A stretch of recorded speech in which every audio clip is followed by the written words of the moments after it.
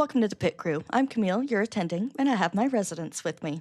I'm Mal. And I'm Robert. And today we're covering Season 2, Episode 3 of The Pit, 9 a.m., which we are retitling Don't Be Stupid. And it's my turn to present a patient. So I am presenting today's patient. Today's patient presents with a case of dipping into the party favors because we've got a pill pool. What the hell is wrong with that family? We've been saying, thank you for representing us. I don't want these people to represent us, because what the hell is wrong with them? What are you talking about, guys? Are we conveniently ignoring our communal table with all our medication on it? Wow. Yeah, actually, after we record, we're all going out to the communal pill table.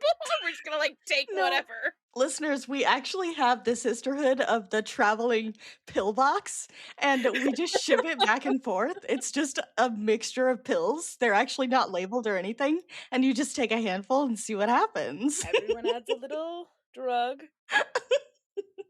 I'm actually on no medication right now, so I can just contribute Advil. I definitely need to be on medication for I have brain issues of more than one kind. Oh, I'm not saying I shouldn't be on meds. I'm just saying I'm not. She's off her meds. Woo! Woo! She's off her. I just shared a thing on my story that was like, perhaps I will be insane and gay. Or no, I know I'll make it because I'm insane and gay. That's what it was. And you know what? Yeah. Amen. Okay, so we really quickly got an answer, not actually, I'm sure they'll get into it later, but we really quickly got an answer about this college student, Jackson Davis, and what he's saying, 2901. Okay, so I was listening. By the way, for some reason, I think it's a glitch. There were no subtitles for this episode, so I struggled so much. I had subtitles. Yeah, Robert's the only one who got subtitles. I didn't have subtitles either, and I was It was the option. floundering. They just wouldn't turn on. You'd hit the button and it would be cool, but then there was no subtitles. So yeah, what do you watch on? Because this is the first time I've tried to watch. Yeah, this is the first time I've tried to watch on my phone. But every time I've watched on my computer, I've never had a problem before now. No. Shout out to me being the only one who survived. It's like being the only member of a race that survived an extinction event. I did it. Do you want us to disconnect? Do you want to go ahead and lead this podcast on your own? Robert's the attending now. Robert's been promoted. Go ahead, Robert. You shot us. No, I'm like a little cockroach just chilling in the corner. I survived the atomic bomb.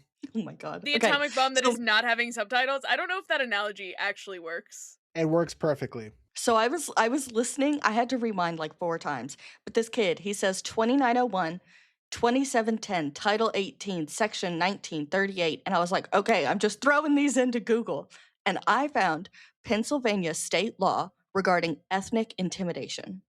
Okay. So this happens if a person commits this offense, if they commit another crime, such as arson, criminal mischief, criminal trespass, with malicious intention toward the race, color, religion, or national origin of another individual or group. So either this guy's a law student or he, I don't know. But then we get the vibes of this campus security guy. And I was like, hate crime. This guy smells like a racist to me. Yeah. Bad vibes coming from that guy. It's either he's a lawyer or he's a person of color who memorized a bunch of laws that would apply to hey, you're committing a hate crime against me. Stop fucking doing that. I mean, right? Oh, I can't wait to get the story.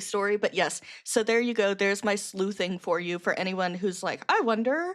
I hope I didn't just ruin the surprise, but why else would you be here? The diagnosis is racism. That's the spoiler for you. Isn't it always? Isn't it always? Yeah.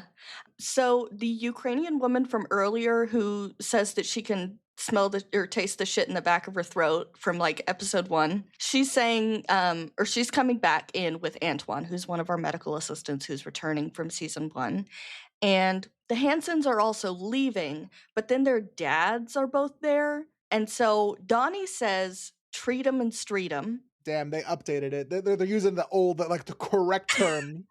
Treat 'em and yeet 'em. And to be fair, Dana does say treat 'em and street 'em in season 1. I know, but yeet 'em is better. Yeet 'em is better. And I'll be honest with you guys, I'm very sorry. Because I don't have subtitles, I don't know what Langdon says in response. I could not figure it out. Well, actually, because I had subtitles, he said, pros from Dover, where's that from, Camille? I Googled it. It's from MASH. I didn't read Alright. it or watch it. We're about to piss some people off, I'm sure. There are some people of a certain age who are about to hear us say that and be like, oh, fuck you, kids. We're so young and so youthful. Fuck you, kids with your late 20s, early 30s, and your job, and you're paying taxes, and your Not watching MASH. yeah. So, okay, Harlow Graham is being assisted now, and Lupe is saying, I'm so sorry, I only just now saw the note in your chart that says ASL only. So, they have brought an interpreter for her who will now stay with her, right? So I guess maybe I gaslighted myself, or Matt gaslighted me, because but I do remember there being like a tiny little hint of like an ear ringing kind of thing. So maybe she's not completely hearing impaired. Yeah, I don't know. Well, I guess we'll find out, but I do want to know more about her. Yeah. Especially So- because to introduce her so early in the season. I wonder what it's like to, like, clearly she's going to witness something dramatic because this is a TV show. And so I wonder what it's like as a character or as a person, like how you represent what it's like to witness something like that without the sound. Like, turn off the subtitles and go watch an episode of The Pitt with the sound off and just be like, what the fuck? What the fuck? Yeah. I should do that next time we watch an episode for the first time. It I'm was just kind gonna of turn her off the- perspective that we got the discovery of the baby from originally. So, like, that was kind of wild. I hope that we get that with something else big. Yeah. I guess Mac's theory still kind of stands. She could still be the person who abandoned the baby. She just also cannot hear. Those are two different things. Deaf people can abandon a baby too. Yeah. So we have teacher Dana back with the new nurse Emma, and we still love teacher Dana. It's so endearing to me because like we saw her last season get to like coach and emotionally help the doctors through things, but we never got to see her being like the superior, you know? And so like I love getting to see her in this role. Did anybody else catch, well, Mr. Digby, who just wants to go by Digby, he doesn't like doctors. And Dana's like, oh, neither do I. And I'm like, of course she doesn't. She works with them all day. Of course not. Yeah. She's seen these people at their worst. Did anybody else catch that it kind of sounded like Dana was using the wrong pronouns for Dylan at first? I had to rewind it and listen back to it. I actually don't think she uses pronouns at all, except she says, like apostrophe EM. But at first, it literally sounded like she was using he, him. And I was like, Dana! She's absolutely using he, him. I'm scrolling through the episode with the subtitles, he. But I was he, him. I was... Bad joke. I was literally... Boo, splash her. I was... Burn the witch! I listened back to it because I was like, no way Dana just misgendered somebody. Burn the witch. But then I listened and I was like, no, she didn't. I really don't think she did. Subtitles can be wrong. He even works the occasional miracle. You think I could maybe have him stop by? That's what she says. I think she says, even works the occasional miracle. You think I can have him stop by? That's what I hear. So I don't know. I don't know if this is setting something up or not. She used the right pronouns at first. But in the beginning, it was also a like M moment. Like, can I have him come down here? Or like, where they're going to send him down or whatever. And because I originally was like, is this a non-binary pronoun situation? Or is this just Dana like because it was unclear to me that like this was a person that uses they them pronouns originally because of the way that Dana went about it. Here's the thing, I'm not trying to make like excuses, and like if anyone tells you their preferred pronouns, you should use them.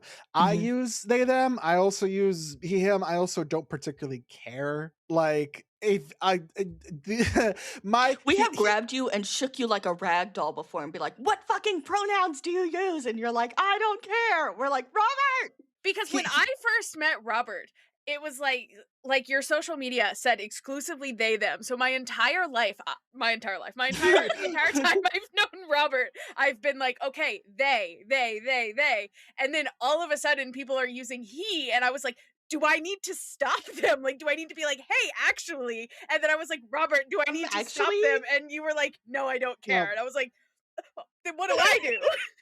so it could be a moment of Dana and Dylan. Like it's either Dylan doesn't care or Dana and Dylan have like a closer bond than we see. Like there's a bunch of different reasons. I'm not making any excuses. I don't care. The only time I ever feel like about getting called like he hammers her or whatever is like when I go to like the Taco Bell drive-thru or whatever, and the lady on the microphone is like, "Is that will that complete your order, sir?" And I'm like, Don't do that. You're hearing my voice and assuming what's in my pants. Like, don't do that."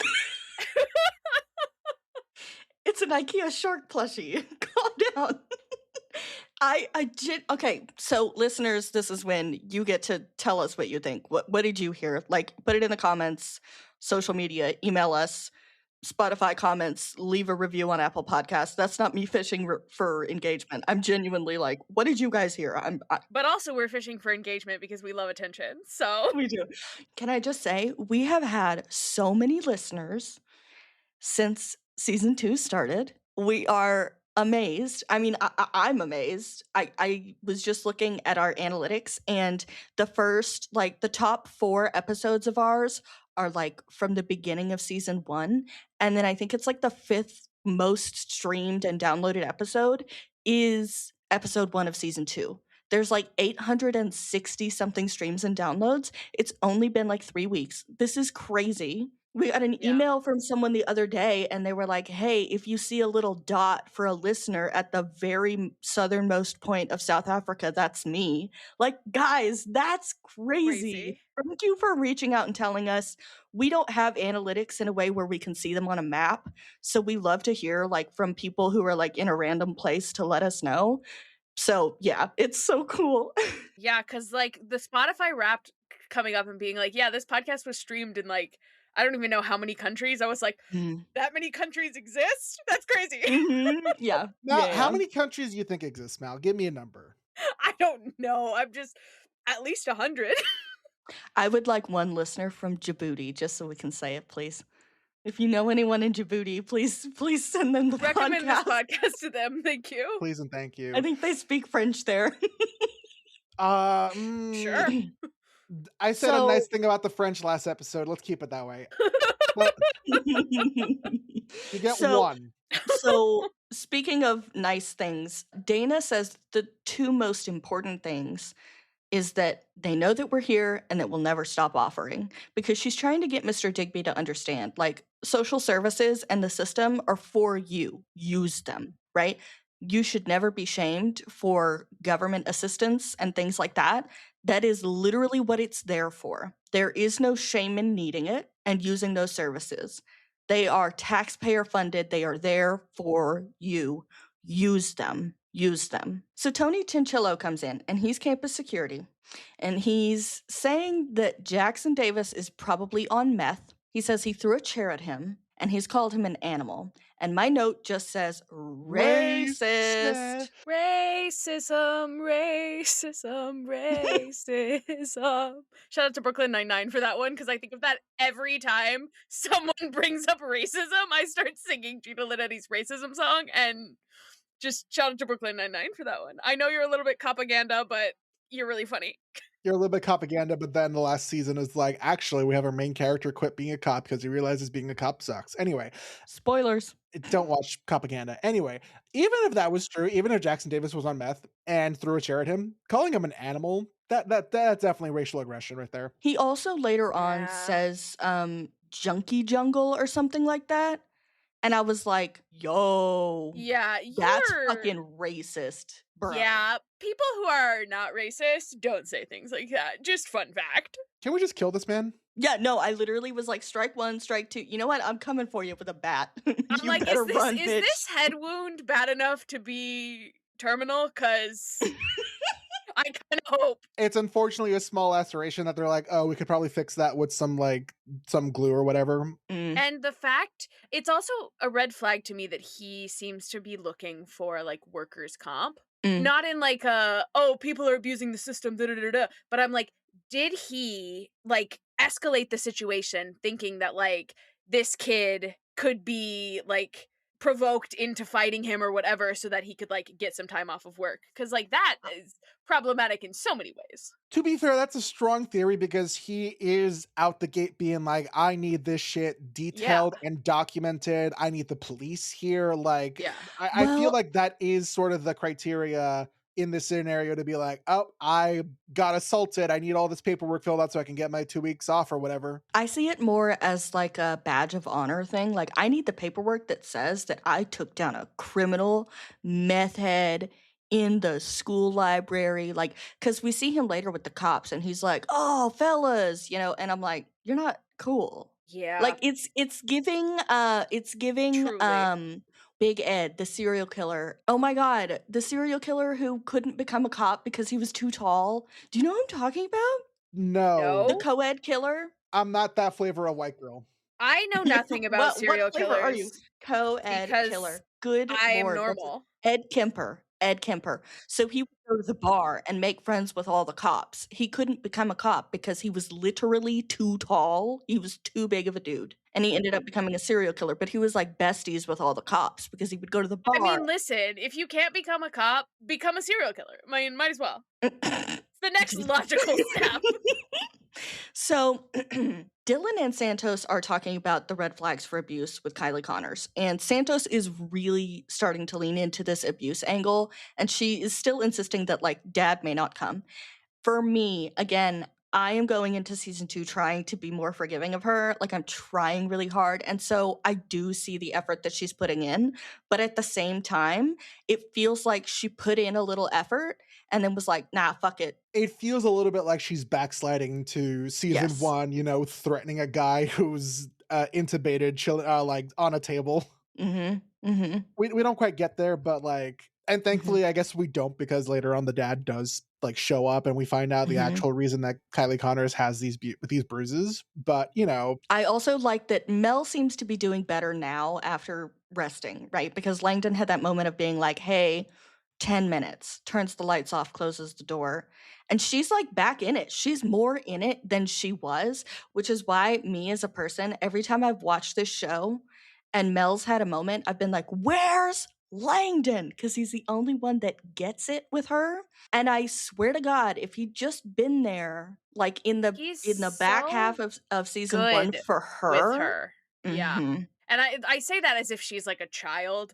Like, oh, he's so good with kids. Yeah, But like, no, remember, we had a whole conversation about, like, the baby girlification. You can go listen to that episode. Like, that is not what we're getting at, but I yes. also think like when you are a person in a position of power and you have someone like kind of subordinate to you and you connect with them, like it you can use the phrasing like good with them because I would say that like Mhm. Robby is good with Whitaker. Same way I Right. would say that like Langdon is really good with Mel. Mhm. Not in Right. Yeah, I was just trying to be like I'm not baby girlifying Mel here when I say that. When you're in a situation of treat 'em and street 'em, people don't really think too much about adapting their bedside manner. Mhm. And I think that also kind of goes for their colleagues as well. I think what's important is the fact that, like, yes, it's been 10 months. Everybody's had 10 months to get to know Mel and understand her. It kind of still seems like they haven't.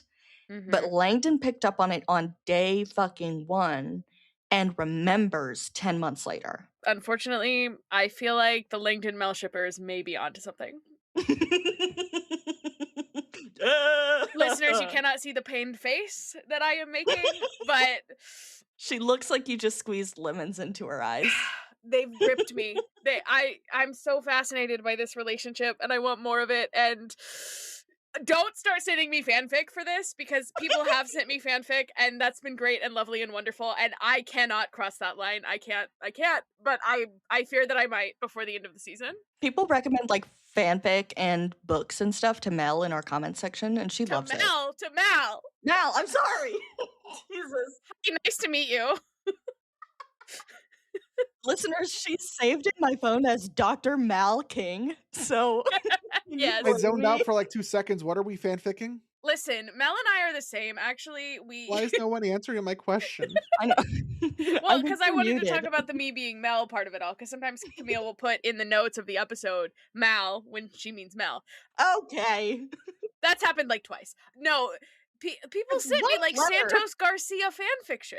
And the one that like was sent to like recommended to us in like comments, that was a great one. That was a great fanfic. I don't know if it's still updating or not. I haven't checked it in a Yes, there couple was weeks. there was an update like just a few days ago. I got the email. Oh, bless! I gotta catch up. We have a Discord for like the heated rivalry of it all for like us and our friends. Please don't ask for the link. I will not send it to you. But we do actually have a channel that is called Mel's Stupid Fanfic Channel or something. No, it's Mal's annoying fanfic channel because There you go. I was like, guys, I'm gonna keep sending fanfic, so you might as well make a channel for it.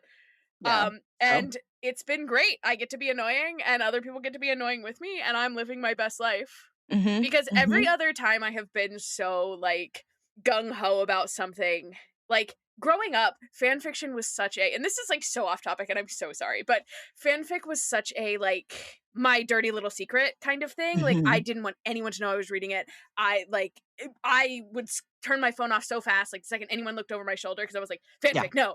And it has become, especially with heated rivalry, but like more in other fandoms, like as an adult, Mhm. it's become this more like open thing. And I love that, because I'm like, I love to consume media. I love to read fan fiction, and it's been so important and so joyous to me. So I'm living my best life. I love finding out that books that I love were fanfic at first. Like The Love Hypothesis is one of my favorite books, and that was fanfic. AO3, we love you. Please don't go down for maintenance I tomorrow. love when fanfics that I read when they were fanfics get published as books. Such as After, I read that when it was a Harry Styles fanfiction. So Go off. jot Okay. that down. So Mel is with Javati, Robby, and Dr. Al. And did you guys know that the barbs of a taser were so intense? No. Here's my thing, which I realize doesn't make sense once you really apply logic to it. I always thought tasers sort of like were little wires with like suction cups on them. Yes! Yes, that's exactly what I was picturing. And then when you like apply logic to that, suction cups are so fallible That wouldn't that stick to your clothes. they do not make sense. You gotta lick them first You before need, you you need to have shoot 'em. you need to have like perfect fucking aim. You need to make sure the suction cups are suctioning. You need to make sure they adhere to skin. And that's a lot of factors that make tasers ineffective. No, I thought they were like stickers. Stickers is You more guys what were I like, was go gadget. like. I was thinking more like, you know, the little like stickers that they put on when you have like Like an wires EKG. on you at the hospital, you know? I was like, that's what it is. It just like shoots out and it sticks. But it's like stabbing you. That's crazy. Yeah, that's insane. I had no I idea. never even considered that there was like something stabbing at all. Like that's Yeah, no, yeah. I thought they were just like prongs. I didn't think of them as barbs, you know? Ooh, anyway, also just a reminder for people who are listening, drawing a rainbow means drawing blood for all of the tests. The tubes for the blood tests are color-coded. So if you're drawing a rainbow, just taking blood for everything. Have you guys also noticed there has been a very heavy focus on hand sanitizer this season? does seem like we are getting a lot of hand sanitizer. Watch someone who works in an emergency department be like, that is not nearly enough hand sanitizer. They should be using like double, triple the hand sanitizer. That is not nearly enough. They should be Maybe we're gonna run out of hand sanitizer. I was like, are we gonna run out? Like, what's happening? Do you guys remember when I stepped on glass a few months ago and I went to the ER in the middle of the night? Yes. And the doctor, I told you guys the doctor came into the room and he pulled gloves out of the box on the wall and then just like, I don't know what happened, but he just like pulled them out and then immediately dropped them on the ground. And I started laughing at him because I was just so delirious that I was just like out of it. I was like, I'm sorry, I don't mean to laugh at you. And he goes, that's okay, I'll have the last laugh. I'm about to stick a needle in your foot. Amazing. Amazing. Love him. He was great. Anyway, now we have an incoming trouble, which is auto versus motorcycle. Robby. Oh Robby. boy. Yeah. And he will learn nothing from this. We have Mark and Nancy Yee. The motorcycle ran the light. They weren't even going very fast. So keep that in mind. All this can happen if you're not even going that fast. And the motorcycle driver comes in without a helmet, and his Yeah. brain is out of his head. He's dead. He's super dead. His pupils are fucking blown. Yeah. There's literally nothing to do. He is already dead. Even Garcia is like, well, at least it was quick. Yeah. Like they're like, yeah, he's literally not here. He's gone. And they make a note that he went to the same like motorcycle safety training program, whatever that like Robby did. And Robby's like, yeah, but at least I wear a helmet, like a liar. I literally have in my notes Elwood's voice, liar. Like, good God. I mean, I know we already talked about him having the helmet on his backpack and not fucking wearing it, but oh my God, Robby, you are literally looking at the consequences of doing that, and you And are he's learning like, nothing. God, I wish that were me. Like, what the fuck? Robby says he uses a helmet, and you're like, it's a lie. Liar told you that. Yes, Is a lie, liar but told you also that. like just because it was quick for this guy doesn't mean it's going to be quick for you, Robby. It could be Yeah. long and agonizing, like. And you know what? We got an email from, I think this was Nurse Libby wrote to us, and she said she wondered if the helmet was for someone else because he was going to leave with someone else, which is an interesting thought. I still think personally that it's just for show so that people don't say anything, but that is an interesting thought that maybe it's for someone else. Is this the first time that Joy is in on like a serious like trauma?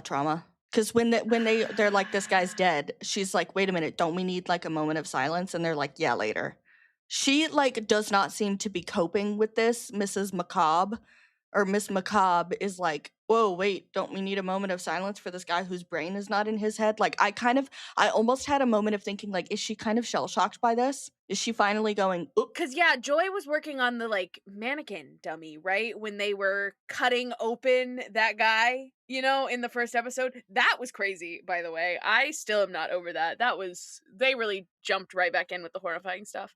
Yeah, so I think probably is Joy's first, like, trauma. So Marky is breathing fine. He's responsive to the sternal rub, which is responsive to pain, but he's got flaccid paralysis on both sides. This is the kind of flaccid that I want to look at. I mean, not that I want this man to be paralyzed, but it's better than last time. And so if he's paraplegic, it's a low spinal injury. And Robby says C3, 4, and 5 helps you breathe to stay alive. So that is because the phrenic nerve is at C3, 4, and 5 in your spine. And those are spinal nerves that are crucial for breathing. They provide like the term is motor innervation to the phrenic nerve, which controls the diaphragm. So there you go. Now we have Mr. Montrose, I believe is his name, wandering around talking to other patients because he's a Walmart greeter. Sir, this ain't a Taco Bell. It ain't a Walmart. Yeah. Boy, get in your bed. So he fell and he landed on his butt. So he doesn't want to sit because his butt hurts. And I get it. But at the same time, I'm like, if you fell down, you landed on your butt, you came to the emergency room. You came to the emergency room? Also, this guy looks so familiar to me. I am going through the credits right now to be like, who the fuck is this guy? I got tagged in a video that he's in. His name is, because the episode's not out yet. Yeah, by the time we like see these episodes, the IMDb is not updated yet, and so he's not like on IMDb yet, and I was like, who is this man? Michael Nouri. Let's see. Nouri. This man looks very familiar to all of us, and we have just taken like a 5-minute detour to try to figure out why, and we cannot figure out why. So anyway, we are moving on. Knows what this man is from and what we would know him from. Let us know. Help. Our ages are. If you look at his IMDb, he's been in a lot of things. So like clearly someone out there is going to be like, oh yeah, he's from XYZ Project. And it's going to be like, but we don't know XYZ Project. Anyway, this man won't stop flirting with McKay. And like, I know the stereotype, we always say, stop flirting with women at work, let them work. But right. I know that old men are like notoriously flirty, but as someone, I might lose all my brownie points. I don't really like old people very much. And what? I really hate flirty old men. Like a lot. I just think it's so gross. I mean, I think that's fair. It's gross, and like here here's the thing. My dad was like flirty middle-aged man, never to a point where like, at least from what I'm remembering, where it ever got like particularly weird or particularly too far, but he'd be like, oh, beautiful nurse helping me with my injection or whatever, and the nurse would get a little smile. And I'm like 90% sure it's one of those smiles of like, I've heard this a million times a day. If I smile, it'll go by faster. So like I can't exactly be like, oh yeah, no, it's terrible for this old man to be flirty. I'm like, as long as he's not actively trying to do anything to McKay, I'm letting it pass. Yeah, it's not terrible. It's just that for me personally, I hate this because I don't like having to pretend like, oh, ha, ha, ha. I'm not good at fake laughing. I kind of have a really bitchy face.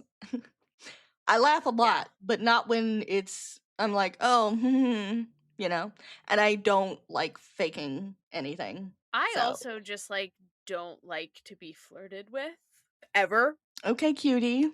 Okay, well, okay, it's different when it's like my friends, but like a stranger, even like if the hottest woman in the world came up to me in a bar and was like, "Hey, gorgeous," I would be like, "What?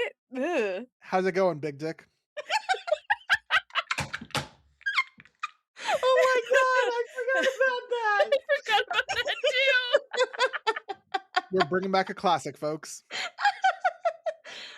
So we also have this like it looks like he's in a soccer kit, right? So like a soccer player who's laying in a bed flirting with McKay, and he's complimenting her witch cackle, which is what she said, which I get. As someone with a witch's cackle, I get it. Listen, also, like, as somebody who thinks that McKay is really hot, I was like, why is everyone flirting with McKay all of a sudden? You were like, why are all these men? Yeah, McKay deserves to be swept off her feet by some beautiful lesbian, and I stand by that. In New York with blonde hair and a brown sweater.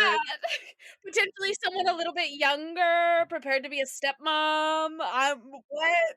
I need like a pretty lady to flirt with McKay and be like, oh, I had my fooling around phase in college. I'm like pretty straight. I'm sorry. Oh, that would devastate me. I was like, oh, I like where we're going with this. And I was like, oh, wait. Mostly straight, no. So thankfully, we get distracted from all this flirting. It's not Valentine's Day, y'all. It's Independence Day. Calm down. So Mr. Williams' CT results have come in, and McKay is clearly like, ugh, something's up here. So now we have Louis moving on to his 5th liter of fluid. A reminder, last time they said it was like, what, 1.5, 2 liters? We've more than doubled now? I thought last time they said it was like 4 bottles. No. I mean, the last time he'd come in. Yeah, I thought they said 4 bottles. Yeah, I thought they said he did 4 bottles last time. Oh, okay. Well, I mean, obviously it's getting worse either way, so. There's like a still or like a small clip of a bunch of the cast sort of like solemnly bowing their heads, and people are like, oh, that's when Louis dies, isn't it? Boy. I hope not. So Whitaker says 2 more bottles should do it, and then they can take care of his tooth, which, again, 2 more bottles? Bro. That's a lot of just liquid. Yeah. So he says something about Mr. Zambelli and fireworks, and how Mr. Zambelli helped Pittsburgh become the firework capital of America. He says he met him on the field, and I'm like, what field, Louis? Are you a sports superstar? It was a little bit giving the like ambulance the guy last time. yes, I was the like, Freedom oh, we're about House. to get a Pittsburgh. We're about to get not Pittsburgh. I can't talk. We're about to get a Pittsburgh history lesson yet again. Okay. Is this a real person? Did we Google it? George Zambelli Sr., who died in 2003, RIP, was an American fireworks entertainer he died and on longtime Christmas, president. 2003. Wow. Longtime president and manager of Zambelli Fireworks, one of the oldest firework companies in the United States. Zambelli Fireworks is a fireworks company based in Newcastle, Pennsylvania, in the Pittsburgh metropolitan area. Zambelli Fireworks is credited by the Guinness Book of World Records for shooting fireworks from the highest altitude off the U.S. Steel Tower in Pittsburgh. Yeah, so now we have a lore drop. We're gonna have to figure that out. Y'all open your ears and your eyes. Was Louis a baseball player? Was he a soccer star? Like what Field? What Was field? he just really into fireworks and met him on the field shooting fireworks? I don't know. Yeah, maybe on the field, just like the open field where they launch fireworks. But like in all seriousness, fireworks at like a baseball game, right? Take that's me true. out to the ball You game. know? Friday night So, I fireworks, that was guess a big thing at Astros games growing up. we'll find Every out. Friday night. So, it doesn't take us long to find out. Mr. Williams has a mass on his brain, and it's on the frontal lobe. They're gonna need a biopsy. Also, not to brag, I did know that before they told me because I paused and I read what was on the little iPad that McKay was Oh. handed. I love this for you. Oh my god, I love okay. As the details girl, please, you guys, please, if you can, pause and zoom in on the computer screens and the iPads because those notes are real. They Yeah. actually are like detailed notes about each patient. Well, and the whole first paragraph is about like like the brain is unremarkable, like we notice nothing, and then the second paragraph is What a like there is loser. this mass. Mm. And then they kind of describe the mass, and I was like, oh, because originally I was like, huh, nothing is wrong with this guy, but then I kept reading and I was like, oh, it's a brain tumor. So, yeah, they're going to treat the swelling with a steroid and then they're going to do a biopsy. And McKay starts like going through this whole like treatment plan and like all the things they're going to do. And again, none of us are medical professionals, but I'm sitting here going, this doesn't sound like anything you'd be doing in the emergency department, like at all. No. Like, I don't even know if she would be explaining all of this to him or if she'd be like, I'm going to have a specialist come and talk to you. I'm like, Does I McKay just have thought a it was weird. history with this in some No, way? I don't think so. Well, no, not that like she's done this before, but I'm like, has someone in her life been through this and that's why she knows? I don't know. I think she would just know based off of like her job, but I don't know that it would be like something that she would be responsible for explaining to him because I think she'd be like, hey, there's a mass on your brain. We're going to refer you to a specialist. It feels like you need to bring in like a neurologist or something. Yeah, Here. I don't know. In my professional medical opinion, they should have called in a Yes. neurologist. Yeah. So shout out to McKay though for like not holding a grudge against this man for being a bitch to her. Like she's very adaptable in that she doesn't hold grudges with patients. Like they can be awful to her and she's not gonna hold on to that. She is not gonna like make up her mind about somebody. She's gonna be like, okay, I can change. Like my opinion can change, my thoughts and feelings can change. I can be adaptable. I can keep working with this person, right? I'm not going to throw the attitude back at them. And I really appreciated that about her is that she was very nice to this man after he's been a horrible bitch all morning. But it's not his fault. It's the brain tumor. So, Daddy Hansen Of the Hansen Pit Crew. of the Hansen Pit Crew, his blood pressure is low. I also noticed when his voice is raised, Patrick Ball's southern accent comes out because this man is like hard of hearing. So they're all raising their voices, and you can really hear the southern in Patrick Ball's accent while he's talking to this man. But he doesn't have his blood pressure medication. He's visiting from Georgia. And so he like took something, and the kids are like, you should stop pooling your meds. What? Now, I will say, at first, I genuinely thought like they had a bowl that they were just dumping pills in. My bad. No, that is also what I pictured. I was like, Okay. wait, I'm sorry. Why is this family putting all their medicine together and just like taking whatever? Because that feels like something that you would have at like a college party or something full of a bunch of like dumb Yes. teenagers. Like everyone brings some pills and like Party favors. Yes. Yeah. So, which is never anything I ever did, but I just know from like movies and stuff, and I'm like, that's insane. That's bananas. Yeah, no, I was like, I'm sorry, you're doing what? By the way, if you don't know this, if you find a pill and you don't know what it is, they are marked. Okay, so you can literally Google round white pill and what's like stamped into it and find out what it is. So if you ever need to know what something is, Google it. Don't just Please. take random medication. Please, Don't God. take random meds. I like playing pill rotation where instead of or pill roulette, where instead of a gun with bullets, it's a Pez dispenser with yeah, it's that's a much better idea than the silly joke I was gonna make. It's like a No! Pez dispenser with 6 different pills, and you're like shaking, you're like, okay, taking this pill, boom, done. eyes closed. And one of open them your mouth. kills Shoot. you. Also, Oh. just on the blood pressure, I did clock that, and I don't know how blood pressure works, okay?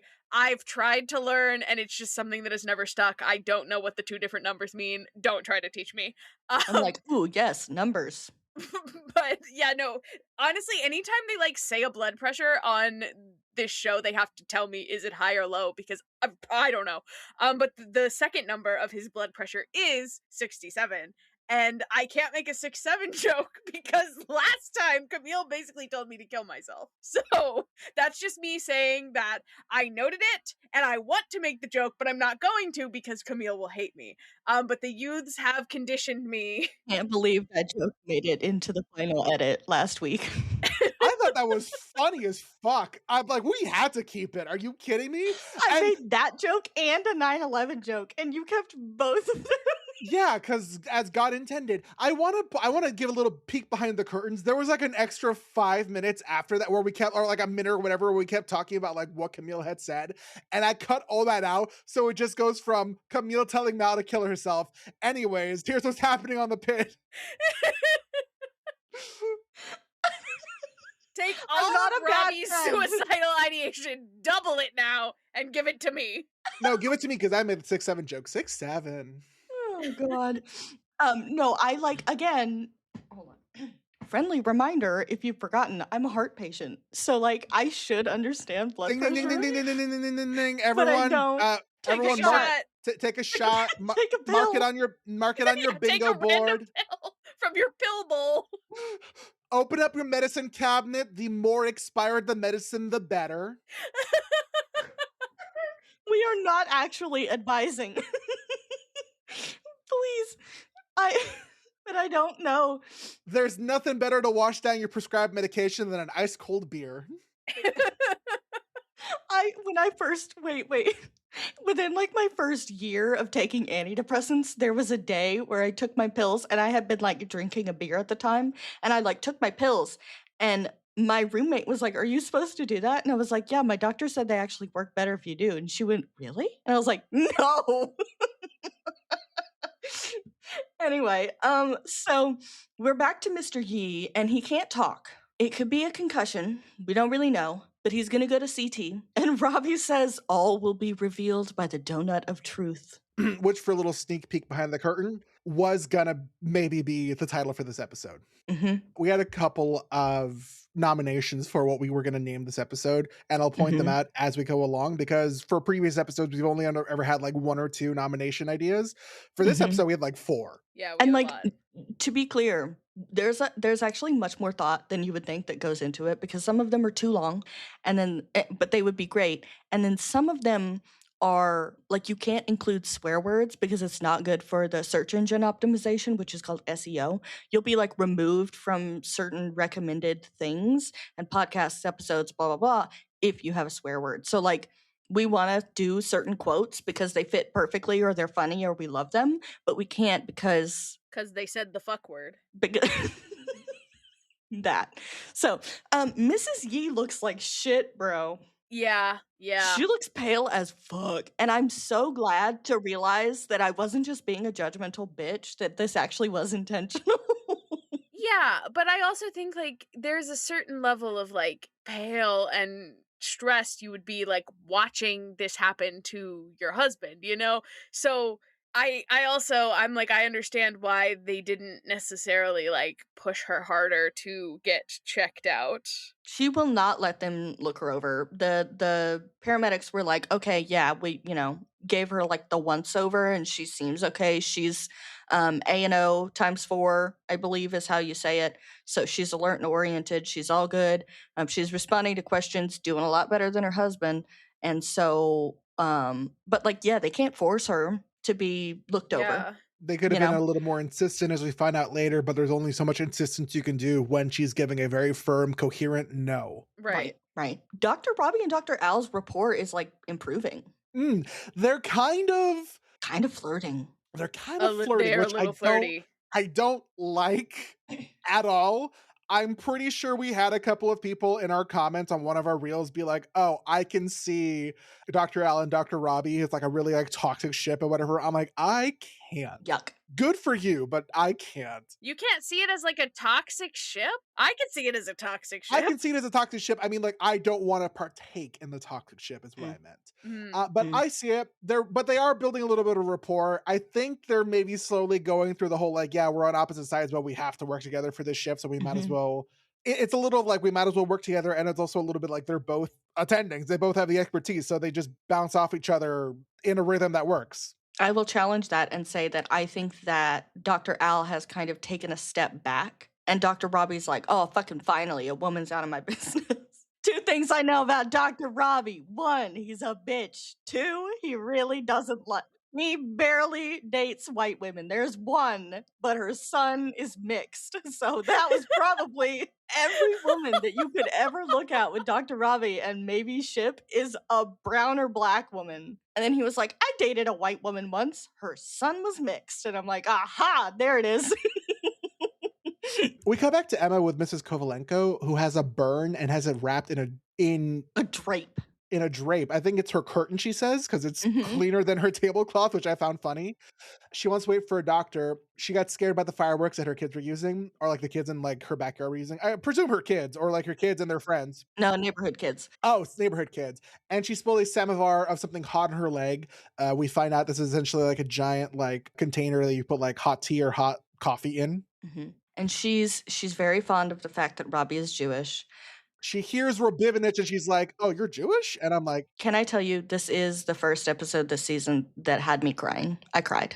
This is the first episode this season that has made Robbie endearing to me, I think. Yeah. I'm like, this is the Robbie that I love. Robbie from season Riz. 1.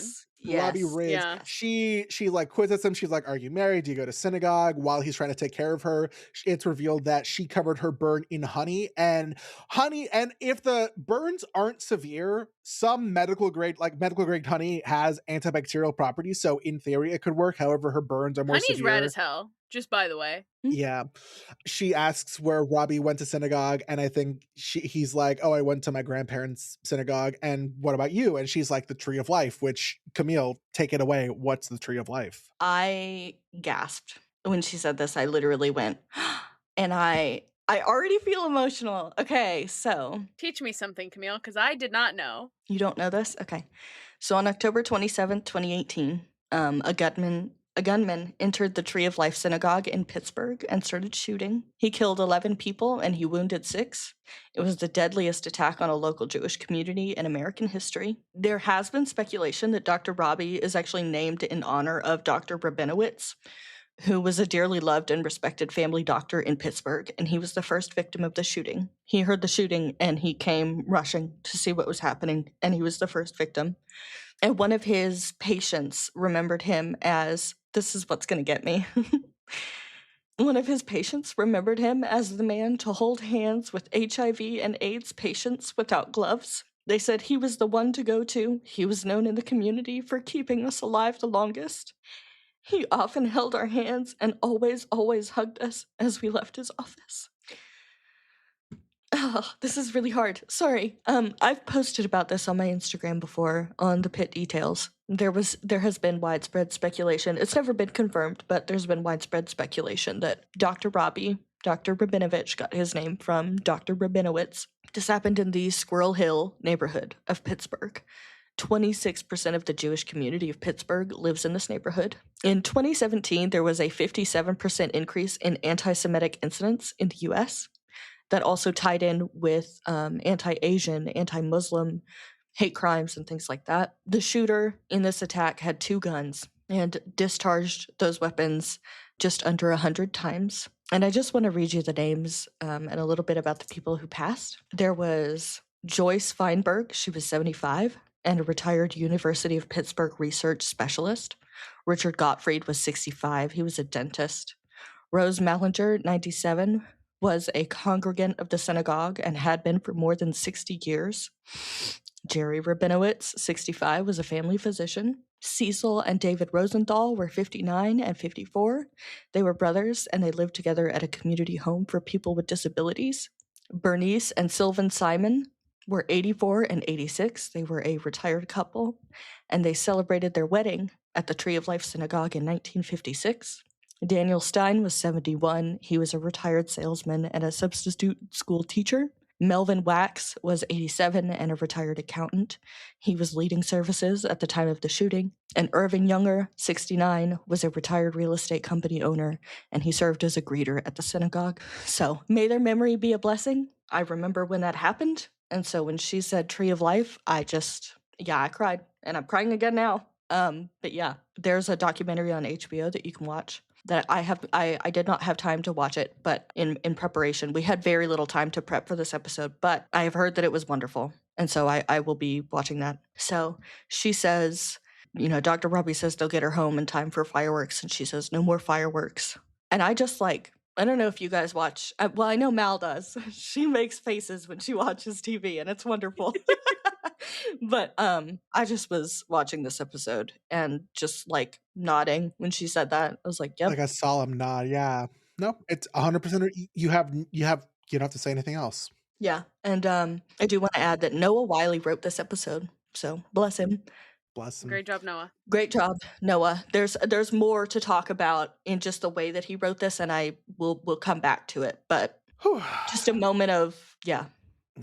May their memory be a blessing. In a less, I know we're we got to get back into it. We got to get back into it, but also we want to provide the respect to these people and to this, the tragedy of this event. Abrupt transition to, hey, Kylie's dad is here. His name is Benny Connors. Santos immediately starts talking to him and asking about previous injuries, and he brings up her wrists, but not the bruises, which Santos finds a little suspicious. Santos asks Dana to call for Ahmad, who's security, and for Dylan, who's the social worker. Nurse Jesse, I love Jesse so much. He's distracting Kylie with juggling. It's so adorable. The second what's not adorable? When Benny walks in and there's tension immediately between Gina and Benny. He's upset that Gina was running around the house near the stairs, and they start arguing because they're both essentially like, you're accusing me of being abusive to this little girl. No, you're accusing me of being abusive to this little girl. And so they try and break this up. Like Santos and Dylan try to break this up, bring Benny to the family room. He's like, no, we can talk in the hallway. He gets really mad because Santos brings up that oh, Gina mentioned that you roughhouse with Kylie, not that you're abusing her or anything, but we just want to get down to why she's bruising like this. I still feel like it's a red flag how angry he gets, because 100%. You are not doing something to this child.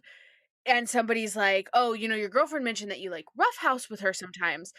That's a normal thing. I used to roughhouse with my dad when I was much younger. It happens. And my brothers his anger is a red flag. I think the anger is totally warranted. I think if I were a parent, if somebody accused me of abusing my cats, do you know how fucking pissed I would be? Because how dare you ever say that I would ever do something to my babies? They're my babies. But the level of his anger is what is red flag to me. Yeah, because I'm I would double red flag, don't go near, I don't like to be accused of things that I didn't do, but if I know that I'm innocent, I'm not getting that level of angry and that level of defensive. You can be angry and be like, I can't believe you would even accuse me of anything like that. Without he gets scary. He gets scary. Yeah. Yes. And as an abuse survivor, I'm no, I'm terrified. Mm-hmm. My boop, boop, boop, boop, boop, all my red flags are hello. And with the knowledge that Issa Briones plays Santos with the idea that she had this traumatic, abusive past, Santos's reaction to Benny screaming, you don't need words to convey what she's feeling. Mm-hmm. Yeah. I also, Ahmad, God bless him. I don't know how he keeps his cool the way he does. If somebody were pointing at me like that, I'd lose my shit. I don't like to be pointed at. I got pointed at by a security guard. Get your finger out of my face. I'll bite it off. Yes. Especially with the aggressiveness that Benny had, where he was like, back the fuck off. And he gets in his face, and I'm like, my guy, that's security. That guy can tackle you to the ground if you possess. Can we also talk about the fact though that yes, he's security, but he's also a black man. So there's this added layer of I have to be cooler than the white man. Because if I'm not, 100%. I'm the villain. no matter what, because I'm a black, aggressive black man, you know? So there's that added layer. And so I'm like, Ahmad, I love you. Snaps. I love you. Ahmad, do you want me to kill this man? Yeah. Just send him out into the ambulance bay. I will get behind the wheel and oh, was that a speed bump? Um so we're in the middle of this big loud argument. Everything's getting really chaotic. And then like Dana busts in and she very much I was very interested in the way that Dana handles this. Mm. She does not make herself the focus. She gives it to Santos. She hands over the iPad with the test results and is very much like, Santos, this is your situation. You are going to handle this situation. I am not busting in. I am not the superior. And she steps back and her platelets are low. That means that there is a medical explanation for this. It could be something treatable.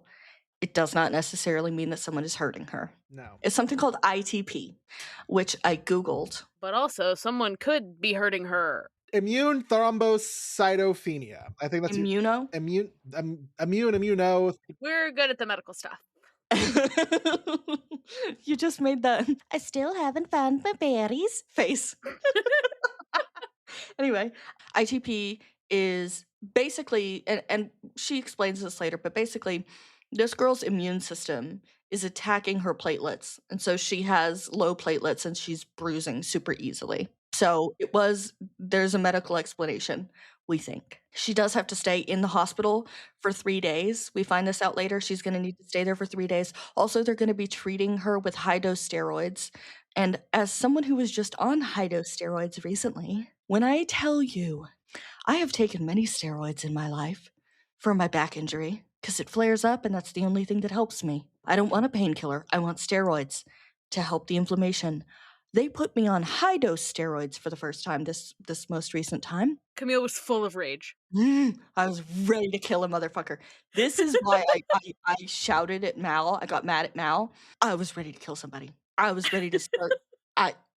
Ooh, this little girl's gonna be a fucking terror. So we come back to Robby, who is debriding Mrs. Kolovenko's burn, and they have a nice conversation. She said that she was on her way inside when the shooting started. She was on her way inside of the Tree of Life synagogue. That she couldn't do anything. And after the police came, she went inside. That she felt like she needed. I think she said that she felt like she needed to like go into like what respect the people in there. I think is what she said. I think she just kind of needed like that. Like, I need to understand this reality. I need to see what's actually happening, kind of a thing.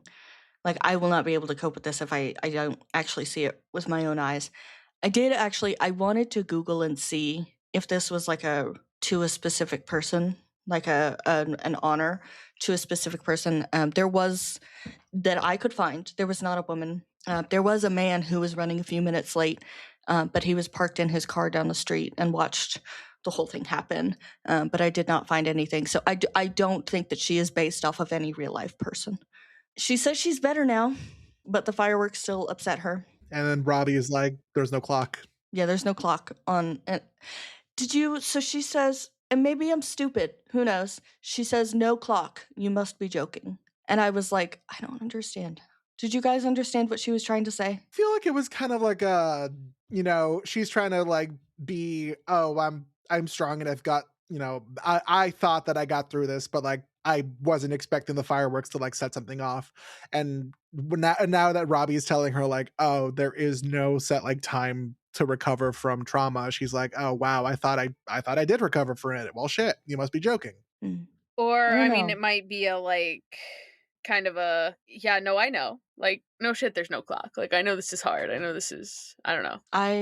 If there's anyone, if we're missing something obvious or if we're just not getting it, and you're like, no, what she meant was, please let us know. Again, we want to hear from you guys. We want to know what your thoughts are. It helps us to understand things better too, especially as we're going episode by episode with you. Like, we don't know what happens next week.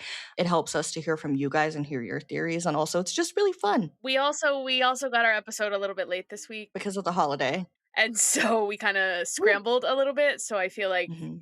we may be missing obvious things in this one. We're doing our best. We are doing our best. We all watched this episode probably within the last 10 hours. I've watched it twice. Try watched it in the last 2 hours. Like, I watched it literally in the On the time train between home. work and us recording this, so yeah. I love the choice to have a Muslim nurse here for this conversation. Everybody in this room is part of a marginalized community. I thought that was very impactful to have Perla be the nurse that is there for this conversation. And we're back to Mrs. Yee. She says that basically she's talking about everything is her fault, this whole accident, everything that's going on. She says she planned a weekend trip because her husband has been stressed. And then they fought over it. And she says that she said horrible things and she doesn't want that to be like their last conversation. And the CT comes back and it's normal. But then Mohan gets a second call. This time it's from the lab and his potassium is 1.2, which is the last time we've heard someone like mention potassium. It was super high. It was the drowning patient in season 1. I can't remember what her potassium was, and that's I thought it was, like, 12. nobody over Or is it 12. nothing over 12? Oh. Nothing over 12 survives, yeah, or nothing over 11, but it was like a No high one over 11 has ever survived. recovered. Yes, recovered or survived. Mhm. But now, as opposed to that little girl where we couldn't do anything, the treatment that should hopefully get Mr. Yi out in a couple hours is to just give him potassium. Is that what it is? I don't know. I am not a doctor. Maybe we shouldn't say that. Guys, if your potassium is low, give more potassium. I mean, that does seem like what they said. So no, but because what they're talking about is that he hasn't lost any potassium. It's just shifted into his cells. Welcome to the Pit Crew. Robert's talking out of their ass. Yeah, all of us talking out of our ass when it comes to the medical How side of many things. times have we had to cut from an episode somebody saying something and one of us going, no? That's not correct. That's not right. So it gets kind of cut off because Mrs. Yi is ecstatic that her husband's gonna be okay, but Robby is calling for replete slowly 10 MEQ of KCI, which I put into Google. Potassium chloride 10 MEQ is a common dosage for a mineral supplement that treats or prevents low potassium to ensure slow release and prevent stomach irritation. So I guess it's just supposed to be like, okay, we're going to take all the potassium that's stored up in your cells and we're going to slowly release it back into your body. I think that's what this medicine does. Slow release. So slow release would be like iron. If you take iron supplements, you don't want to just like take an iron supplement. You take a slow release, and so it like breaks down over time to like slowly introduce it to your system. So slow release. So they're going to treat him. He's going to be okay in a few hours. Now we have Dewante, who is a toddler, and he shoved beads up his nose. Classic. Personally, I love the fact that Langdon is like, so like, why? He finally has like a toddler, and he's like, so like, why? Okay. And this kid says because he wants to shoot him out like rockets. Did you? Not beads. So this is like lore in my family. So when I was in preschool, it was during nap time. I didn't want to take a nap. I was bored. I found a rock on the floor. And I was like, you know where would be a great place to put this rock? In my nose. And so then I had a rock stuck in my nose. And so they like had to take me to the front office. I remember none of this, by the way. This has all been told to me secondhand. They had to take me to the front office. They called my mom and they were like, so you're gonna have to take her to the emergency room because she's got a rock in her nose. We can't get it out. And we don't want to like tell her to blow because then if she like sucks in, then it could take the rock in further. Yeah, so then my mom says she showed up and it was like this whole thing and she like plugged the other side of my nose and then like just basically grabbed the rock out and I did not have to go to the ER. But listen, like kids put shit in their nose, it's fine. They asked Dad, and Dad says that he blew into his mouth, which is something I have literally seen videos. I know. I could not. I don't want kids. But I think a lot of parents have done the thing where you either have to plug a nostril or like blow into one nostril or plug a nostril and blow into their mouth to try to like shoot something out of their nose, which like I swear to God, I've seen like videos of moms being like, okay, everything's fine, whoo, into their mouths and like shooting something out of their nose. And I'm like, good for you. But I could not. Nope. I will literally kiss my cat open mouthed, like both of us, like lips to lips with my cat. But I swear to God, you put a snotty toddler in front of me and tell me to help them get a bead out of their nose, I'm gonna be like, where's your mom? Like, Okay, not to be like, you'll understand someday when you have your own kids. I feel yeah, like it is different when it is your own child because if you absolutely. told me to open mouth kiss your cat, I would be like, absolutely the hell not. However, if like I would open mouth kiss my lizard, Lizard liquor, lizard liquor. I wouldn't because she could give me like salmonella, but I've never licked my cats. Thank you very much. Never, ever, ever. you should I lick them back. no, I've never eaten one of my cat's treats, but my cats love to sniff my breath, which is very normal for cats. They love to sniff my breath, and so I'll be holding my mouth open, and they'll be sniffing, and I'll go and lick them on the nose. So they're gonna bring this kid. They're gonna distract him with a VR headset to play games. Didn't know this was a thing that they had in hospitals. Like budget goes crazy, I guess. We go back to Mr. Yi. He crashes because low potassium can fuck with your heart.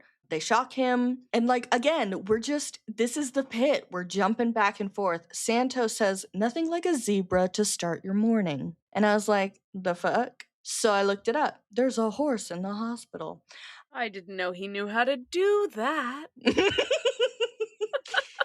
A zebra is when you have a rare disease or a surprising diagnosis. The saying is when you hear hoofbeats, think horses, not zebras.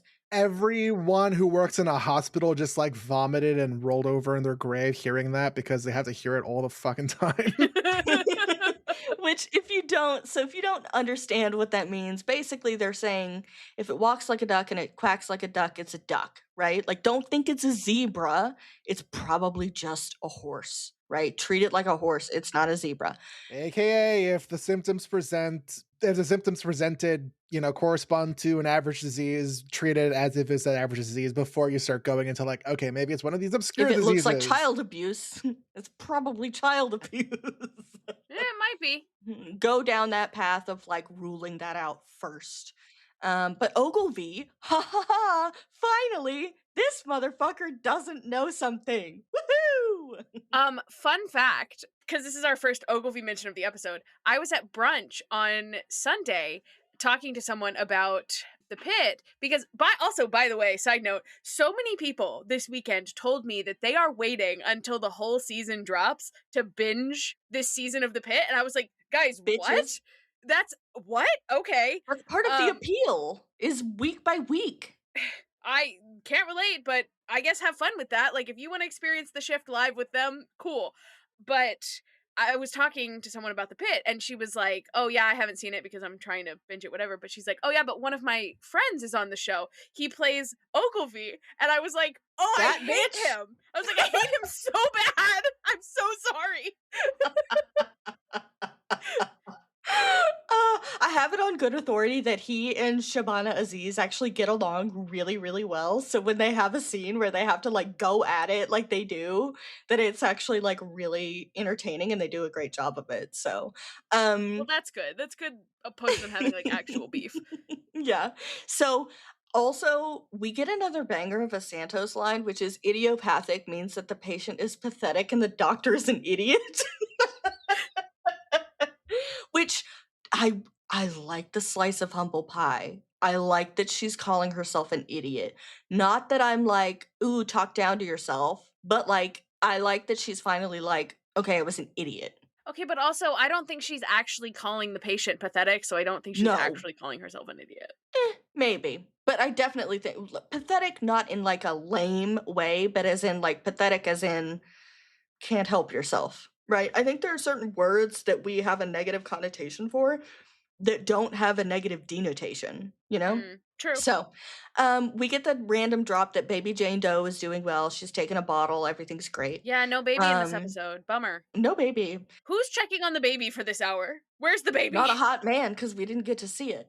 So, Tony Chincello is also sexist because he says he's like, oh, fellas, I'm over here or something like that. And I was like, that One is of a the cops lady. is a woman. Yeah. That is a woman. And this is also where he uses the phrase junkie jungle to refer to like their job in the ER. And I was like, dude, shut up.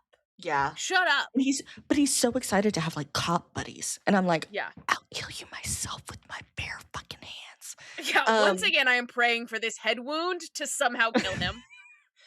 You think that's gonna win points with me? Bro, sit down. Me? Shut the fuck up. Me? You would have him center me? Me? So Robby explains how to bag someone. He's talking about like the placement of the hand and the placement of the hand on the neck and he explains it to Joy so quickly that like it made my head spin. But I just love that like there's quote unquote throwaway dialogue that is actually very like substantial in a way. I don't know. Anyway. Medical.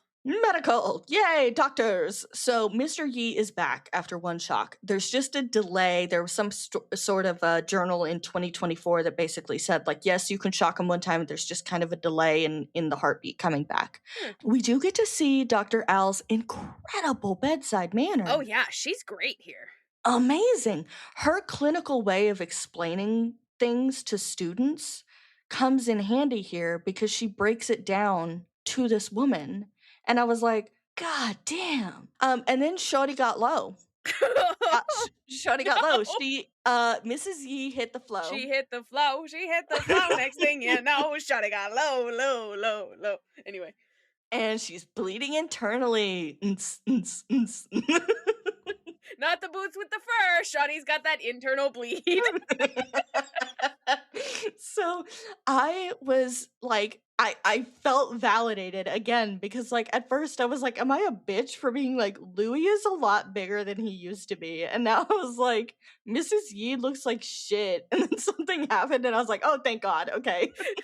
So it's like, thank God I'm not just a bitch thinking of this woman whose my husband life is a bitch and I love her. So, Mom, we're getting the whole explanation to Kylie's parents about, you know, the diagnosis and how it's going to be treated. And Mom is on her way, and she says she's going to be there by 11. But I feel like something's going to go wrong. I feel like it's a monkey's paw curling thing. Yeah, your mom will be there at 11. She'll be a patient. No! Oh, I wasn't even thinking about it like that. I was just thinking the clock is ticking now for our disaster. Yeah. Something's coming, and it's going to happen before 11. We have less than 2 hours now before something's going to happen. Shout out to me for forgetting it was 9 a.m. So I thought she meant, oh, I'll be there at 11 p.m. I thought she was like, I'll be there in 14 hours. The traffic is so bad. I'm like, damn. No, she'll be there in like less than 2 hours because this is like the second half of the episode, so it's got to be like post 9:30. Like, this woman's probably an hour away. Like, so this old man has wandered again. McKay has found him. She brought him a foam donut to sit on. He calls her Dr. Hazel Eyes, and I literally clenched my fists. And he starts referring to the patient passport. He starts talking about how, well, this says that my wait should only be this long. And I'm sitting here going, I knew this was going to be a problem. I knew this was going to be a problem. And I'm wondering if this man is somehow going to get agitated or someone else is going to get agitated. And Mr. Walmart Greeter is going to try to calm things down and get punched or something. So I guess we'll see. And then he starts like singing and dancing. And the flirty patient starts flirting again. We can kill him. It's all weird. I find like it's weird, but it's also maybe a little low key, not endearing. But I'm like, okay, simple old man cutesy thing, maybe kind of. I don't know. Here's the thing: don't interrupt women when they're working. I think that it might be a generational thing because I think there's a certain generation or like people just a little bit older than us that are probably like, this is very endearing. I love my grandpa. This is something my grandpa would do. This is not something my grandpa would have done, and I don't find it endearing. I also just like I want men to leave women alone. Thank you. Yeah. I will say that it would be endearing for me if he were not singing in French. Yeah, Robert has already used their quota of saying nice things about the French, so like let's be clear about that. Mon frère. Et un pomme de terre. Anyway. I also hate that thing where like I speak Spanish and I can kind of understand French because they're both languages that share Latin, like they're Latin-based languages. So I'm like, I hate that I can kind of understand what you're saying. At least he's not speaking Italian. Then you'd be fucked. 'Cause you'd be like, oh no, I understand it all. Mr. Williams' ex-wife is there. She's his in case of emergency contact. But they've been divorced for years. So that's fun. Oof. This did make me sad for him because I was like, you don't have anyone else? Yeah. Yeah. This is maybe the only medical advice I will give you. Update your emergency contacts maybe at least like once a year. I don't know. I feel like that's reasonable. Check out who the people in your life are that you can reasonably call and be like, they will get to the hospital in a timely manner if something were to happen to me. And like your emergency contact doesn't need to be a family member. It can be a good friend that you rely on. Camille, I'm going to list you as one of my emergency contacts. The next time I'm in the Please hospital, don't. you better get your ass over here in less than an hour. I can't do that. Wow, Camille, I thought you said put a good friend as your emergency contact. I thought we were good friends. I said Robert, you could. will you be my emergency contact for the London Marathon? Because right now it's my mom, and I don't think it would be helpful for her to get a call if I die during the London Marathon, and you at least will be in London. Please don't die. You will ruin my engagement. So I'm gonna try not to now. Before I might have died, but now. So Mel is trying to look at all of these pill bottles at the Hanson's house because the boys, like the nephews, were like, we'll go home and look at all the bottles. And they FaceTimed. And so she's kind of like going through everything to try to figure out what he took. He took propanolol, which is a high blood pressure medication, but he took like more than double what he should have, which is insane because I'm like, you didn't just fucking Google it. Like the base, like the starting dose, she says is 20 mgs, but he says he took like 4 to 5 pills or something. And Yeah, I'm like, nuts. oh my God. Anyway, he's gonna need to stay 4 hours. And I'm sitting here going, okay, so Kylie Connors needs to stay for 3 days and they need to find her a room. And this guy needs to stay for 4 hours. And Louis is here filling up a bed because he's filling up bottles. And so I'm just like thinking of all of these beds that are filling up, which is not great. Now, Mrs. Yee is going to surgery, and Garcia and Mohan have this like moment where they get into it about like not having looked her over more thoroughly. So she goes up to surgery. Mr. Yee still can't lift his arms, but he can talk now. And they're telling him about his wife. She's bleeding near her spleen. He feels guilty for fighting with her. He doesn't want their fight to be their last conversation. So they're kind Which of is on the same. exactly what she said. Yeah. Soulmates, we love that. And he says, is this how it works? And they say, how what works? And he says, you think things are important and then you end up here and see. And Robby says, yeah, that's how it works. And that's why, the near-death experience is such a trope in like romance stories, like something terrible happens and you realize like how much you mean to each other. Like, yeah, because it's a very big like realization. And so getting to have this in, as long as the wife doesn't die, getting to have a little romance moment in this season, I think will make my little heart happy. Because I love that trope. I am such a sucker. Like, again, I love fan fiction. I am such a sucker for like a hurt comfort, like you almost die and She's realize like, that I love him, you. But not really. I'm like, no, don't kill him because I need a happy ending. But like, you can get so close. You can get so close and you can really torture me and the characters as long as everyone lives in the end, right? This is why she loves the plane crash fic. No, because that does not have a happy ending. That is hurt, no comfort. No. I cried so hard. I was like, Mal, send it to me. I will read it and I will tell you if it's okay. Because she was like, I'm avoiding it. And I was sitting on the toilet reading it. And I was texting Mal and I was being super chill. I was like, oh, this is really intense. And I had tears in my eyes. But I was trying to stay cool. I knew it was going to be bad. It sat open in a tab on my phone for probably 2 weeks before I had a conversation with some friends. And I was like, I haven't had a good cry in a while. And I was like, I know what I'm doing when I get home. And so I read 2 really sad fan fictions and just sobbed like a baby. Would recommend, by the way. If you're not listening to the PITT Crew, please do. We're having a great time talking about heated rivalry, and you should join us. It's been great. So anyway, Mr. Williams is having a moment with his ex-wife. And he says that he heard that she got married, and he says, I hope he treats you well. And my millennial brain said, hope he gives you hell, hope he gives you hell. But this is a very tender moment. Like, good for them, but also, baby, don't go back to him. Yeah. Don't go back to him. It's okay. Don't feel guilty. You're good. You're fine. Mr. Diaz is our DKA patient, which is the diabetic ketoacidosis patient. His blood sugar has gone from 521 to 436. Remember, the normal should be like 180 something for someone with diabetes. So his wife is on the way, but she takes the bus. I'm willing to bet his wife is going to get there and not speak English. Like, again, I'm telling you, this man, like, they are not, like, they are undocumented. I promise. Their daughter is probably an American citizen, like born and raised in America, but I'm telling you right now, this man and his wife are undocumented. That is where this is going to come into It does feel that way, yeah. So, Mohan asked for the next steps. We have Ogilvy and Javadi there, and they start competing again to the point that Mr. Diaz's daughter cannot, it's totally gone. She cannot understand what they're trying to say. They've Also- totally ignored their bedside manner. Like, she has no idea what they're trying to say. Also, when he had nothing left to say and he goes, obviously, I was like, fuck off. We're like, obviously, I'm going to break hate your him. neck. I hate him. I hate Yeah. him so bad. So Dewante is numbed, he's distracted, and Langdon is getting to teach again, which I love to see. I love that he's getting to teach Donahue how to do things now that Donahue is a nurse practitioner.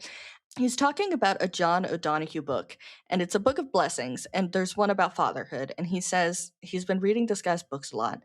And I love this. He says that the quote, part of the quote from the end of it says, "May you be gentle and loving, clear and sure. May you trust in the unseen providence that has chosen you to be a family. May you stand sure on your ground and know that every grace you need will unfold before you like all of the mornings of your life." Beautiful. Love that.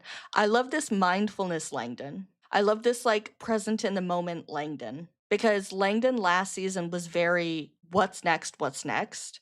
And Langdon this season seems very like, I'm here Well, in this moment. Didn't they call him an adrenaline junkie last Mhm. season? That's not the Now, Langdon that we're the seeing. examples were pretty shitty. She was like, marathon man, ice baths, salmon for dinner, which I'm like, ooh, salmon for Getting a dinner, puppy. adrenaline junkie. Yeah, so. But yeah, I really like that he's living in the moment and, like, accepting these, like, but it also kind of shows us, like, the self-doubt that he has about being a father, you know? And Yeah. I just thought that was cool. I like this moment of, like, three fathers who are really trying their best.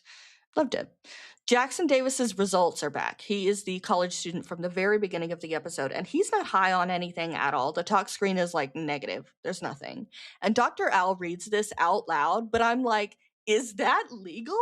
She's gonna get sued before the end of this shift. Guaranteed. 100%. That's like the big meme, quote unquote. Like everyone's like, oh, she's gonna get sued before this shift is up. But either way, By it's illegal. Robby. Whether or not it's illegal, that's something we can push aside for now. What we should more focus on right now is, hey, Tony, you tased the guy when you didn't need to. He wasn't high. Yeah. Get arrested, fucker. Mm-hmm. Yeah, no, we should absolutely arrest this man. You but I don't fucking think that he's racist. gonna. Yeah. Piece of shit. Oh, we hate this guy. So Louis is slurring his words. Nearly 6 liters out. He needs help for his tooth. He's super uncomfortable. This is the least friendly that we have seen Louis. He is still being, he's not being unkind, right? But, like, something's wrong. Something's wrong here. Whitaker's trying to distract him, and Louis says, no more talking. He's like, if I can't have a drink, then you better do something. So I kind of just was like, oh, he's self-medicating something. This isn't just like I'm a drinker. You know, like, he's medicating pain. Yeah.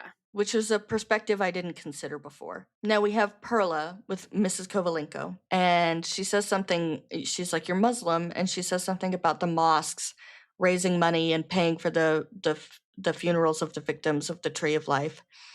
And I looked it up. The local Muslim community in Pittsburgh raised just under $200,000 to support the Jewish community. They also showed up to protect them during prayers and services, like, as security. Again, I very much love that Noah Wiley, when writing this episode, decided that it was important for Perla to be the nurse that was there. I love that interfaith connection. And I love how we cut from this nice little moment to Robby coming in and being like, oh, okay, well, good that I got to see you before, like, I go on my sabbatical. And then Oh my God. And then Perla clarifies that Robby's sabbatical means he's going to spend 3 months on a motorcycle, which is so funny because then we get to hear, "You're a middle-aged man, don't be stupid." And then she asks him how old he is, and she says 50, and he goes, ish, and she says 50-ish-year-old man on a motorcycle. Very sad. And I'm like, get his ass! Get his ass! Get him! And so that's where our title for this episode comes from, because "don't be stupid" applies to this. It applies to so much in this episode. Just don't be stupid. Yeah. If you're gonna be stupid in a smart way. Robby, wear a fucking helmet. Motorcycle is stupid enough. Wear a fucking helmet, please. Now, Santos is low-key watching this interaction between Mr. Connors and his girlfriend. Basically, Gina's like, nah, hell no. Don't act like you didn't just accuse me of abusing your daughter or like neglecting your daughter. I'm literally watching your daughter for you. Yeah, the way that he is so like, well, it wouldn't have happened if you weren't chasing her up the stairs and whatever. Like that's not a normal reaction. No. And then for him to just totally act like that didn't happen, I'm like, oh, no. This man is hiding something. Yeah. So Mr. Yi has been moved into Central 7, and we can see that he is listening in the background. And Gina breaks up with Mr. Connors because he's an asshole. And he says, happy fucking 4th of July. And she says, yeah, happy Independence Day. And again, get his ass. I love this for her. Like, get out of there, girl. Mr. Yi calls Dana over and basically is like, hey, I can't move my arms. Can you record a video for me? And she's like, yes, absolutely. So she holds up his phone to record a video. He wants to record something for his wife. I don't know about you guys, but I genuinely worried that this man was going to be like, bitch, you know what? I thought about it. We're done. No, I didn't, because this is our romance. This is our romance for the season, and they had their near-death experience. Now they know that they care about each other, and like, we gotta proceed. Oh, God. So, yeah, no, I totally thought he was going to be like, fuck you, bitch. This is my goodbye video. Don't contact me again. I would have got him to the hospital, and I would have paralyzed that man for real, because you had your romance novel moment. Come on. Yeah. We cut to another relationship that ended really poorly, which is Mr. Williams' ex. And she's saying that he was super aggressive near the end of their marriage. And she wonders, she's kind of wondering, like, is the mass on his brain, could that have caused him to be aggressive? He was fighting with strangers, like, could that have been what it was? It wasn't just he was an asshole. And it's possible, but also, like, I don't want this woman to feel guilty for having left this awful man. Don't feel guilty for leaving an awful man. It's not your responsibility to diagnose and cure him. Right, because even if it was a thing that was out of his control, Yeah. it's also not your job to fix him, and it sounds like it was not a safe situation for you. You have to protect yourself first. Yeah. But she wants to stay his emergency contact as long as he hasn't changed it. Which, like, fine. Yeah, that's sweet. Okay, move on. Yeah. Robby is a fucking moron who, like, walks up to the nurse's station and he's like, wow, it's really starting to clear up. Like, space is starting to clear up here. I'm like, Robby, you jinxed it. What the fuck? Never say it's quiet. Never say things are clearing out. Never say, oh, this day's pretty easy. Like, why would you say that? No, he said that, and I out loud went, God, why? God, Robby. Especially because he literally just gave Dr. Shen shit. No, not for saying quiet, for saying that we haven't had an explosion, like a fireworks incident yet. Dana answers the phone. Yeah, and she's immediately like, this is a joke? Is it a drill? It's the 4th of fucking July. And what's happening is that Westbridge, which is another hospital presumably, closed for code black, an internal disaster. What's the reason? We don't know. How long? We don't know. How many doctors are being affected? Like, how's the situation? We don't know. How many patients are we gonna get? We don't know. Mm-hmm. And Ahmad, the king that he is in the corner, he's listening in, repeating these questions. And he's like, it sounds like perfect for a betting grid. We're so fucking back. We are so back. And he starts pulling things off the wall. We're gonna set up a betting grid just like we did last time. I don't know if anyone clocked. Did anyone hear that typical build-up music we get when the episode's about to end? Because I swear we didn't get that. We just got Robby saying, I should have left last night, and then we cut the credits. I don't know. No, there's no music. So I don't know if it's our screeners or not, because sometimes with screeners, they have like last minute additions that they put in the final episode, last minute effects, last minute music, whatever. There's no like build up music to signify we're at the end of the episode. It's just Robby saying, "Ooh, I knew I should have left last night," and then cut to credits. But I'm starting to get the feeling that Robby is not going to be leaving. That's just the vibe that I'm getting. Oh, that he's not going to go on his sabbatical, or that he's going to die in the hospital? What are No, you that saying? he's not going to go on the sabbatical. Mm. Like, I just think it's very clearly that, like, they're just showing us that everyone is against this. And he's getting made fun of by patients for this midlife crisis that he's having, you He know? can go on his fucking sabbatical in a Kia Sorrento. I don't give a shit, but he can't go. Yeah, okay. So on a motorcycle. I think he may go on the sabbatical, but I hope that it will not be on a motorcycle, because, oh God. I can't believe he just saw someone's brain coming out of their head and he's like, And you he know still what? is like, you know what, I'm going to get on a motorcycle. And I'm also going to lie about whether or not I wear a helmet. Like, bro, if you're having to lie about what you're doing so that people won't yell at you, you know you're wrong. You know you're wrong because you're lying about it. What was y'all's patient passport moment for the episode? My patient passport moment was everyone taking care of Dewante, because he's like, it's just really cute. I'm a sucker for like, kid does stupid shit, now we gotta like help him out. Like, oh, you stuck marbles up your nose. Okay, kid, we're gonna numb you up. He ate a bunch of weed gummies. Langdon always gets the toddlers, doesn't he? Mine's got to be the Hanson pit crew and whatever the hell they got going on with their pills, because this family, I hope that we get a different member of this family like every episode, because I think it would be funny. The whole pit crew's there. Like, yeah, the whole family makes their way to the ER during the 4th of July festivities. No. I think that mine has to be the tribute to the Tree of Life. I want to make you guys look like shallow assholes, so I'm going to say that. I just thought that was super. No, that's fine. I love to pick a whimsical, fun moment, and you're never going to take that from me. Whimsical, fun, silly, fun, serious. The 3 genders. And a secret 4th thing. Any final thoughts? Robby, wear your fucking helmet. And also don't use a motorcycle. Mm-hmm. Wear your helmet. Don't dump all your pills in a bowl and just like take them randomly. Stupid. Don't be stupid. That's the final thought. Don't be stupid. Well, if that's all, so long, fellow losers. The Pit Crew podcast is created and produced by us, Robert, Mal, and Camille. It's edited by me, Robert. You can find us on TikTok, Threads, and Instagram at Pit Crew Podcast. If you'd like to support our other projects, our socials are linked in the show notes below. Our art is by Rampacoca. He can be found on Instagram at Rampacoca. All patient questions and concerns can be emailed to pittcrewpodcast@gmail.com. Now, this isn't a Taco Bell, but we do appreciate a 5-star rating and review wherever you get your podcasts. Be sure to schedule a follow-up appointment with a nurse before you go. See you next time.